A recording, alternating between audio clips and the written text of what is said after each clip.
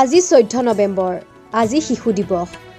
স্বাধীন ভাৰতৰ প্ৰথমগৰাকী প্ৰধানমন্ত্ৰী পণ্ডিত জৱাহৰলাল নেহৰুৰ আজি জন্মবাৰ্ষিকী তেখেতৰ প্ৰতি শ্ৰদ্ধা নিবেদন কৰি বিভিন্ন প্ৰান্তৰ লগতে বাক্সাৰ মুছলপুৰতো পালন কৰা হ'ল শিশু দিৱস গাৰামদেও হাইস্কুলৰ শিক্ষক আৰু ছাত্ৰ-ছাত্ৰীয়ে আজি পুৱাতে জৱাহৰলাল নেহৰুৰ প্ৰতিচ্ছবিত মালাৰ্পণ আৰু পুষ্পাঞ্জলি অৰ্পণ কৰে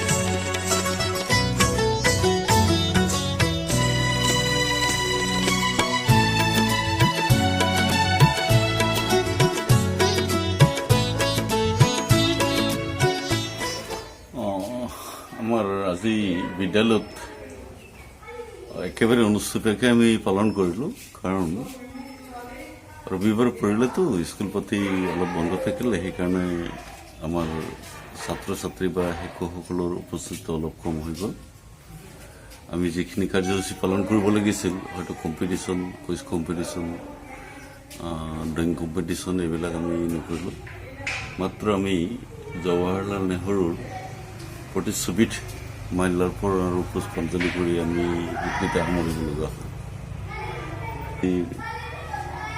জৱাহৰলাল নেহৰুৰ যি জন্মদিন এই জন্মদিনৰ এই শিশু দিৱসটো উদযাপন কৰিম তো তেওঁলোকক অনুপ্ৰাণিত কৰিবলৈ আমি ধৰি লওক বিভিন্ন ধৰণৰ কাৰ্যপন্থা হাতত ল'বলগীয়া হয় যেনে এতিয়া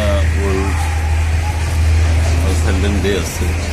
তেওঁলোকক তাৰমানে কিছুমান কাৰ্যসূচী দি দিছে সেই কাৰ্যসূচীবিলাকত অংশগ্ৰহণ কৰিবলৈ মই অলৰেডি ছাত্ৰ ছাত্ৰীসকলক আহ্বান জনাইছোঁ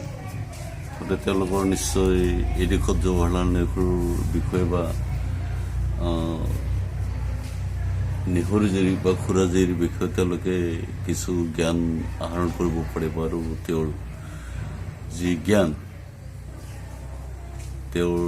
যি পাৰদৰ্শিতা এই বিষয়ত তেওঁলোক নিশ্চয় অনুপ্ৰাণিত শিশু দিৱসটো আচলতে আমি পালন কৰি আহিছোঁ কিন্তু খুব বেছি সফল বুলি আমি ক'ব নোৱাৰোঁ কাৰণ আজিও আমি দেখিছোঁ বহুত আমাৰ অঞ্চলত শিশু শ্ৰমিক নিয়োজিত হৈ আছে তথাপিও চৰকাৰৰ উদ্যোগতে হওক বা সমাজৰ উদ্যোগতে হওক আগতকৈ বহুখিনি কমি গৈছে বুলি মই অনুভৱ বাক্সাৰ পৰা জিন্তুমণি দাসৰ প্ৰতিবেদন IBC নিউজ আছাম